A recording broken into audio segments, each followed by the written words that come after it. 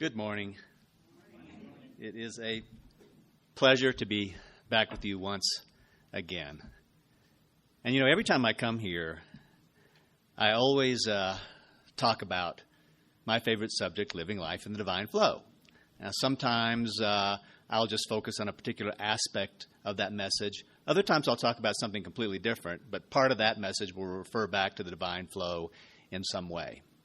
Well, today is no different. I guess the only thing that is different, today I'm only going to focus on one word that's in my definition for the divine flow. And my definition of the divine flow again is, the divine flow is an underlying current that is continually guiding you towards the effortless fulfillment of your heart's desires. One more time. Most of you should have this memorized by now. The divine flow is an underlying current that is continually guiding you towards the effortless fulfillment of your heart's desires. Wait, what? Did I say desires? Did I say the divine is interested in helping you fulfill your desires? Did I write 3 books about fulfilling desires? What's the matter with me? Aren't desires actually undesirable? Aren't desires the cause of all suffering? Isn't the key to happiness eliminating your desires?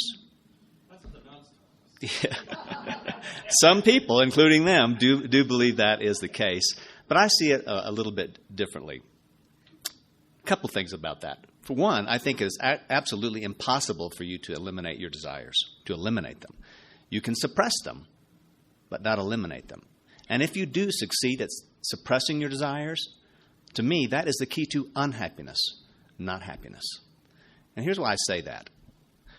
I believe that true happiness, deep happiness, long-lasting happiness, authentic happiness comes from one thing, from being true to your divine spirit, being true to that inner divine spirit within you. And guess what? Desires, the way I see it anyway, are an aspect of your divine spiritual nature.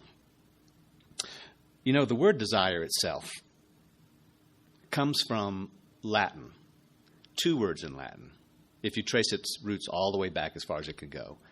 And those words are de, meaning of, and cetus, a star.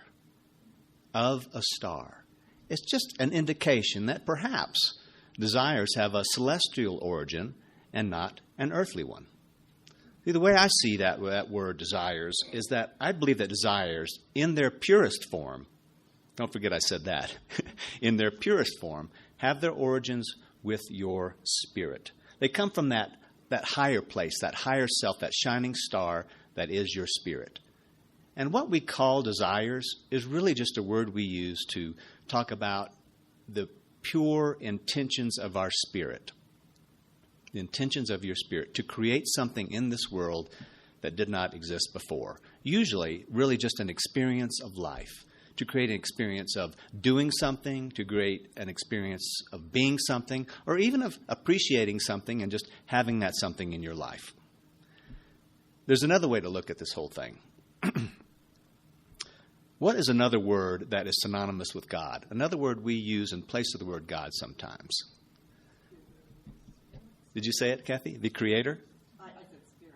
Oh, Spirit. There are several words. The one I was looking for is Creator, the Creator. God is a creative energy, correct? A creative presence. Everything about God is creative. Just look at the I can't say that word. Proliferation of things on this planet. But it's a creative energy. And do we not teach in this church that you are an individual expression of God? So if God is a creator and you are God in expression, what are you? You are a creator. You are a divine creator at heart, a powerful creator at heart. And we are here on this earth to do just that, to create. Even the word earth kind of reminds us of that. Anybody ever notice what's in the middle of the word earth? Art.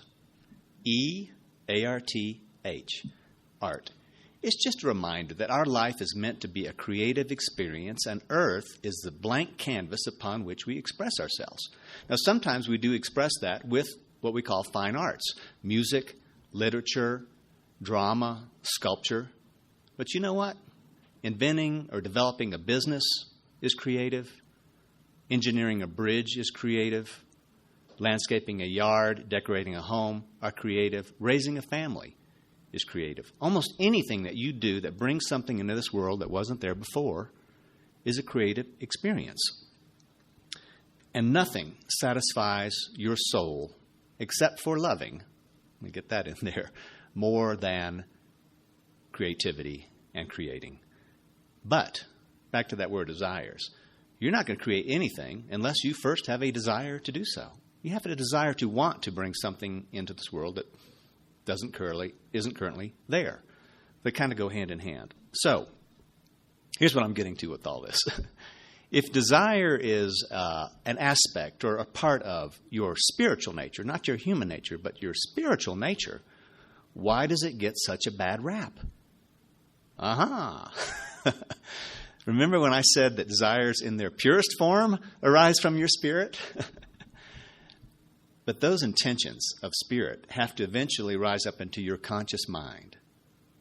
And oh, what the mind can do with a desire, especially if it is in the clutches of ego. It can alter that desire, it can corrupt that desire, and it can turn it into something it was never meant to be. So for the rest of my talk today, I want to talk about 3 ways. There's more than that, but let's just talk about 3 ways that desires actually can be an issue in our lives and how we can handle them better.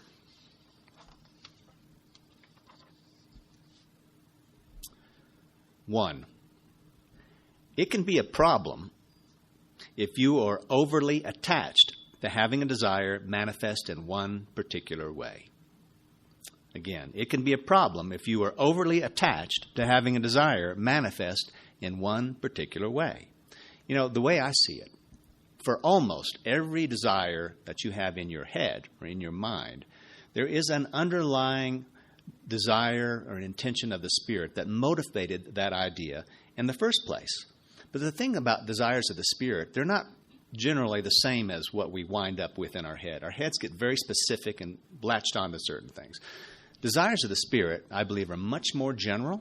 They're much more about creating an experience of life than it is about having a thing, although I am going to get to that part later. And they're much more fulfilling, usually, and greater and grander than your mind will allow. You know, when you hear the word ego a lot, ego mind, you tend to think, well, you're all puffed up and inflated, and you think you're grandiose, and you deserve everything in life the most. You know what? Yeah, some people are that way. Ego also works exactly the opposite way, too. Your ego just wants you to be separate. It just wants you to be separate. So it can also say, you're not worthy. You're not worthy of that. Don't dream too big. So it can limit your dreams just as much as it can make them grandiose. So, desire of the spirits are much more general. They're often more fulfilling and even greater and grander than what you will even allow yourself to imagine. And, most of all, they're always in the best interest of everyone, not just you. Always in the best interest of all. If you have something specifically in mind and it will diminish another person's life, the universe will not help you manifest that. So, that general idea, that fulfilling idea, that idea that's in the best interest of all, that intention of your spirit, that is what the universe is supporting you in fulfilling. Or to get back to my divine flow idea, that is what the divine flow is always guiding you to. That's what's leading you to, helping you get there. So you've got to learn how to cooperate and row with that flow, even if you don't quite understand where it's leading. Because it may not be leading you to what you think you want in your mind. It's leading you to what your heart, your spirit, originally desired before that rose up and got kind of altered by your head. I'll give you a couple examples of that. That what can happen if you try to force something to go the way you think it should go. When you do that, either 2 things are going to happen. One, you are simply not going to achieve what you want to achieve because the universe is not helping you with that, and you'll be very frustrated. Or you will manage to force something to go the way you want it to go, and you will regret it. The general example I give for this is suppose that there's a house that you've always been in love with. You don't live in that house. You just see it on your way to work. You drive by it every day. You love that house. Maybe it's a Victorian house. Maybe it's got a little white picket fence out front. And you just get a good feeling whenever you see that house. And you think, boy, I'd like to live in a house like that someday. I'd like to live in that house. One day you drive by and you see a for sale sign go up. And you think, wow, it's for sale. You know what?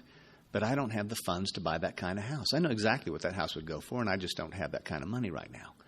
But you go to work that day, the very day that that sign goes up, and the boss says, you've been doing a great job, a fantastic job. We want to give you this fantastic raise. Oh, my God, you realize that house just went up for sale. I've always loved that house. And now, on the very day I see it's for sale, I can afford it. I can probably afford that house. So you're thinking, this is a divine flow. Obviously, I have something in mind. It's so easy. It's right there. Everything's coming together. And you may be exactly right. That house may be the thing for you. It may be what your spirit wants you to have some kind of creative experience or something like that. But not necessarily. So if you try to get that house and things are going along flowingly, terrific, you're in the flow. But what if the going gets tough and harder and harder?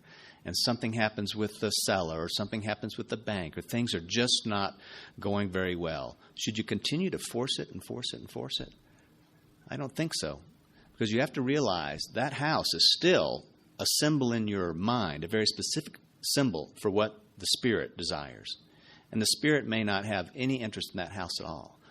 When you see that house, you may not realize the good feeling you're having is coming from you getting in touch with what your heart wants that you didn't even realize you wanted, which could be an experience of creativity in your life. It could be an experience of comfort in your life. It could even be, that house could even represent an experience of falling in love, getting married, and raising a family. And when you see that house, that's the feeling you get, but you haven't really put it together in your mind to realize you just want to be in love and have a family. And that house, you just think it's the house. It has nothing to do with the house. So go ahead, go for it. But if the going gets too rough, you might want to take your paddles out of the water and float for a minute and see if you're being guided somewhere else. Don't force that because you may regret that. Okay, so it can be a problem if you're overly attached to having desire manifest in one particular way or one specific way. Go for it, but then you might need to let go and row with the flow. The second problem, it can be a problem if you believe you can't be happy until a certain desire is fulfilled. You can't be happy until this certain desire is fulfilled. Hey, there is no doubt about it. When you achieve a goal you set out for, that is great. It feels good. You are happy. But that, my friends, is the icing on the cake. It's just the icing on the cake. The real joy lies in the journey. That's why all our lives, everybody here, I'm certain, has heard over and over and over, it's not about the destination, it's about the journey, right? And there's a big reason for that. I actually made up a fable. You know, there's those fables of all kinds, Aesop's fables. Here's a Steve Taylor fable. Completely made this one up. There was this painter. He liked to paint landscapes, and they were very fantastical landscapes. He wouldn't just look at one and paint what he was seeing. He would make them up in his mind, majestic mountains and just these exotic landscapes that almost probably couldn't even exist in reality on Earth. But he would see these things in his mind, and he would paint them. Well, one night, he's got this great vision. He begins to paint it, but he's losing the light. It's 6, 7, 8 o'clock at night. There's not enough light on his canvas, so he goes to bed. Well, that night, guess what shows up at his house? The elves. Some elves come, and they see what he started, and they know what he wants, and they grab the little paintbrushes, and they finish up the painting. And when he gets up in the morning, he walks into his studio, and there is the painting completely finished, just as he envisioned it. He's ecstatic. Wow! I had something in mind, and it's just magically appeared. I've heard about these magic elves, but I guess they're real. This is terrific. So he takes the painting down to the marketplace and sells it. Says, man, that was easy money. Fantastic. So he gets another vision in mind, begins to paint a painting, goes to bed. The elves come again. He wakes up in the morning, doesn't see any sign of them, but all he knows is that the painting is completely finished once again. This is fantastic. Oh, my gosh. Goes to the market, immediately sells the painting. He's just rolling in the dough, and it keeps happening over and over and over. He envisions a painting, he starts it, but in the morning when he wakes up, it's been finished for him. Overnight, instantly, manifested. And he goes and he sells it and makes some money. And this goes on for a day, 2 days, a week, another week. Finally, one morning he gets up. He had envisioned a painting. He gets up. The painting's sitting there all finished, and he says, "It's those elves again." He is not one bit happy about the elves completing that painting. And why is that? Because the joy was in the painting. He didn't realize it at first because it was easy and making some money, but the joy is in the process of painting. Just think about it. Do you think you would continue to paint if every time you visualized a landscape or any other thing, it just instantly appeared on the canvas? You'd quit.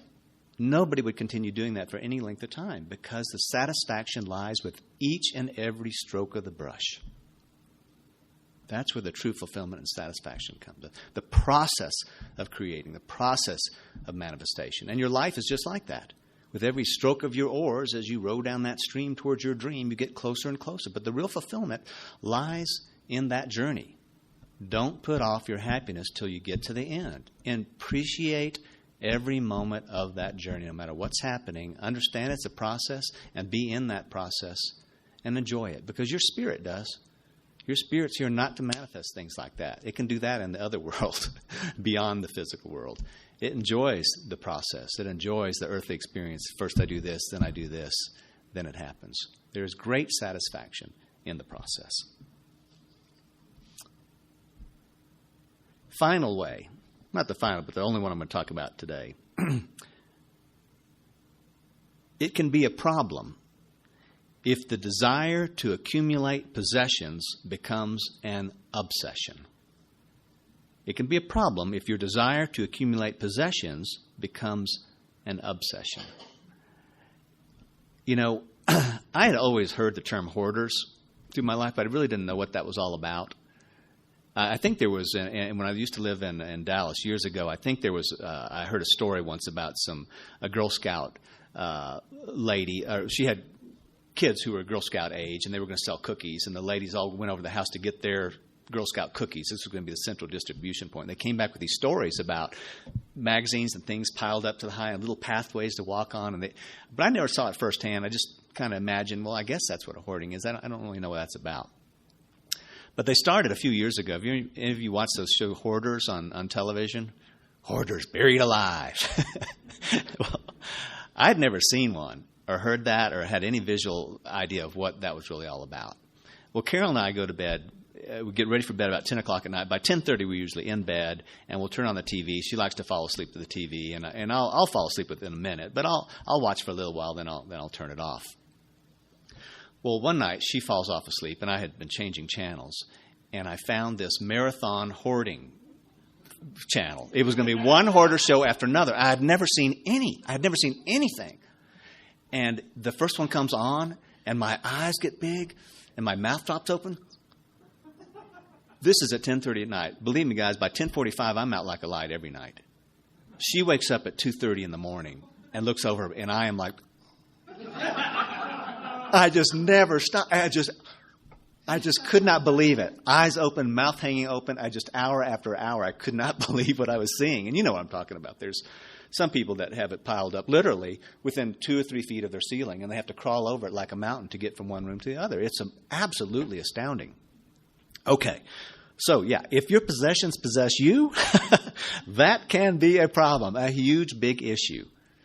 But the point I'm getting to, that doesn't mean, though, that desiring and acquiring possessions in and of itself is necessarily contrary to your spiritual nature.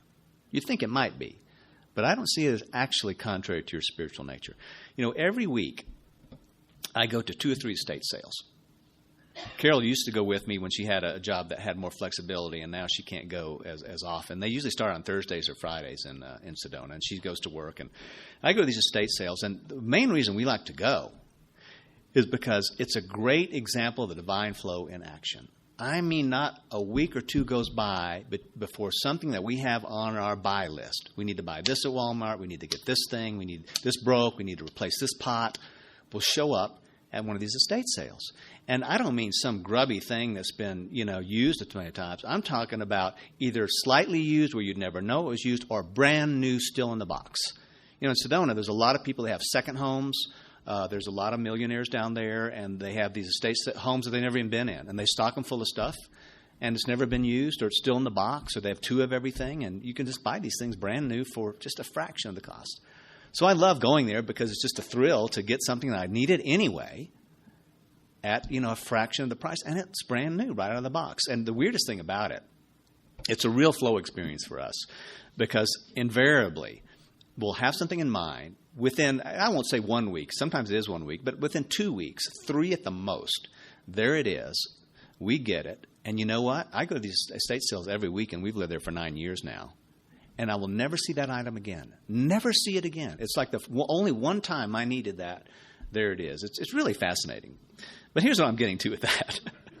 It is amazing when you look around somebody's home about all the stuff they can accumulate. And the last time I was at one last Friday, I heard somebody say just that. They said, "Man, look at all the stuff this person has." And that reminded me of, are you guys familiar with George Carlin's skit about stuff? Having stuff. He did this thing about, we've got all this stuff.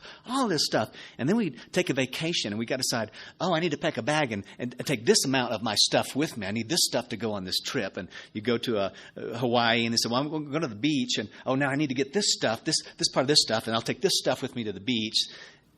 All about stuff. Well, yes, people do have a lot of stuff.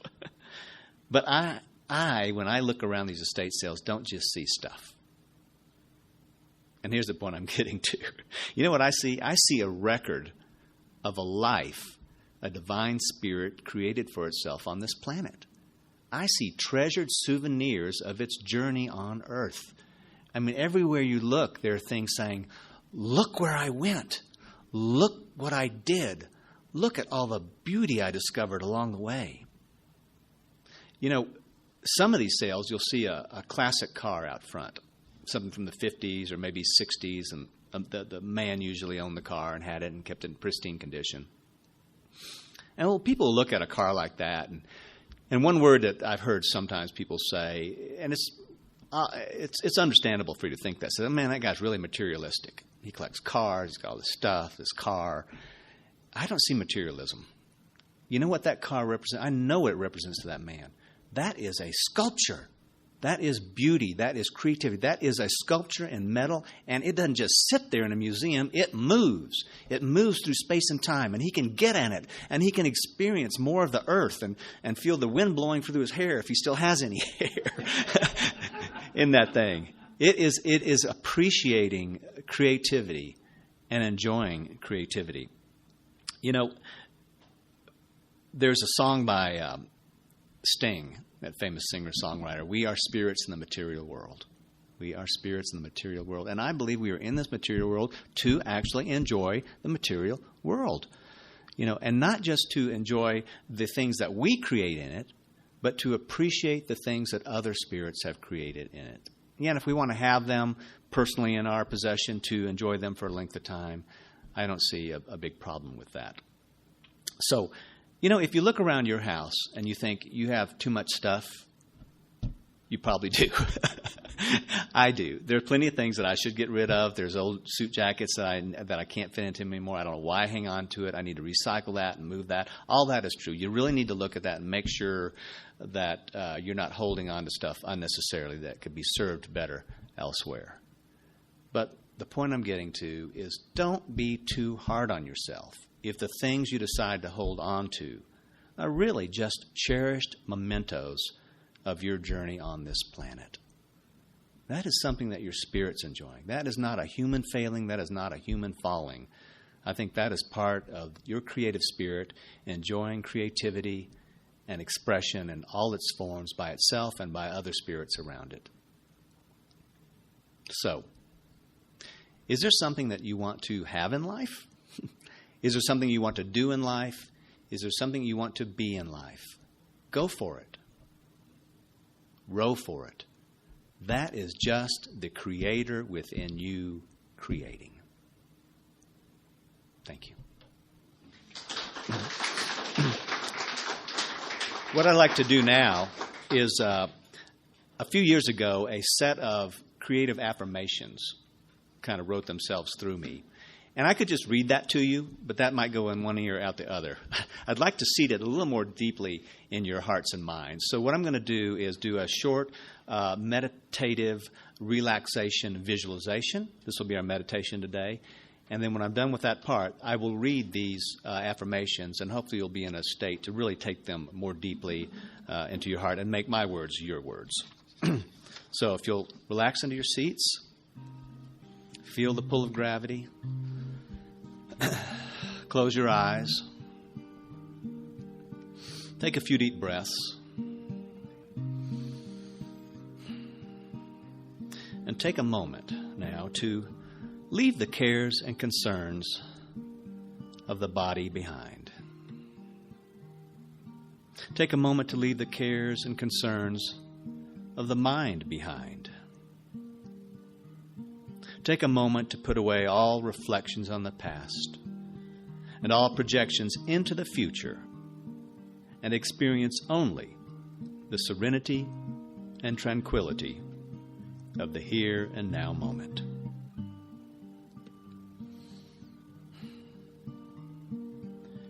One technique I find especially helpful for achieving a relaxed state of both body and mind is for you to imagine a bright, white, liquid light flowing down from the heavens above and caressing you with its soothing touch.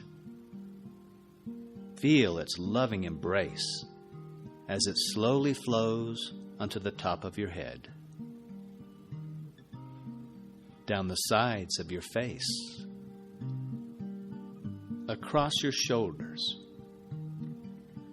and down your arms.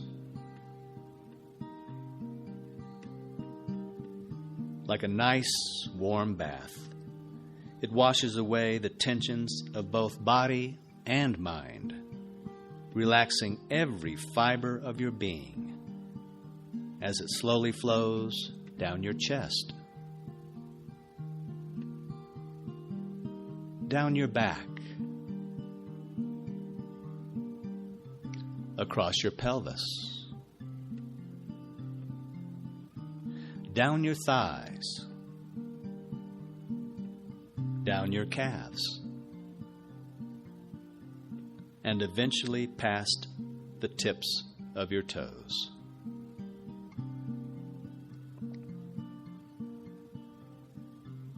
As you find yourself completely enveloped in the warm embrace of this bright, white, loving light, all of your worldly cares and concerns vanish. Your body is at rest, your mind is at peace, and even your soul is soothed.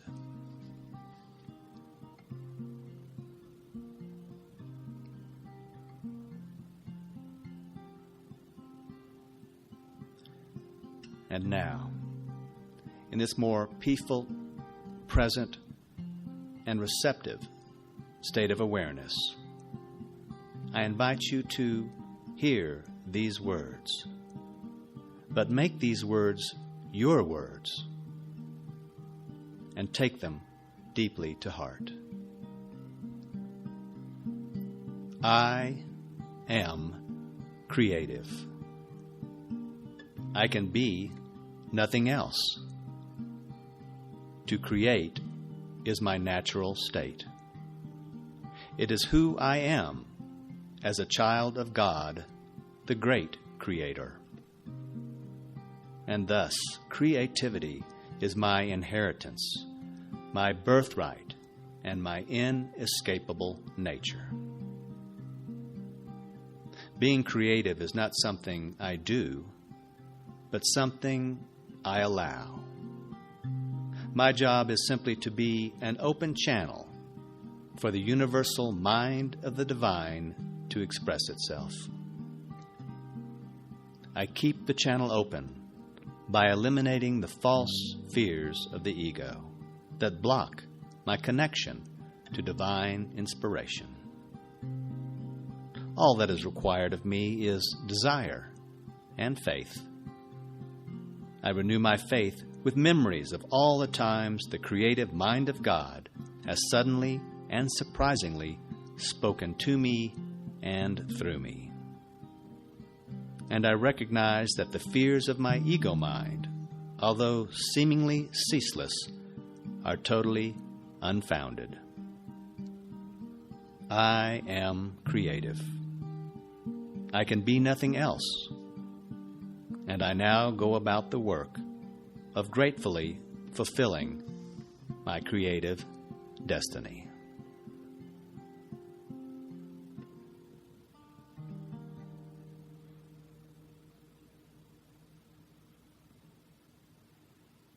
And now, as you return your awareness to this time and this place, continue to allow those words to sink deeper and deeper into your subconscious mind, that you may express that part of your spiritual nature more fully.